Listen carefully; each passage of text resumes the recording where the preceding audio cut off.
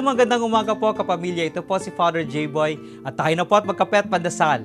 Iba-iba ang landas ng bawat isa. Iba-iba ang nakaukit na kapalaran ng bawat tao sa palad ng Diyos. Hindi importante kung ano ang kapalaran ng kapwa kaysa sa atin.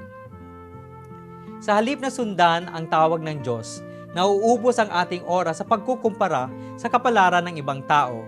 Sa halip na hanapin ang sariling landas, hindi natin ito natatagpuan dahil hinahangad natin ang hindi para sa atin. Iisa lamang ang dapat na sundin, ang kalooban ng Diyos. Kailan ba tayo napapatingin sa iba at naiinggit sa halip na magsikap ayon sa sarili nating kakayahan at pagkatao? Iba-iba ang landas ng bawat isa. Iba-iba ang nakaukit na kapalaran sa palad ng Diyos. Hindi dapat natin ikumpara ang ating sarili sa iba. May kanya-kanya tayong tungkulin sa mundo. Pagdasal po natin na hindi umiral ang inggit sa ating pakikitungo sa kapwa at sa ating sariling kinabukasan.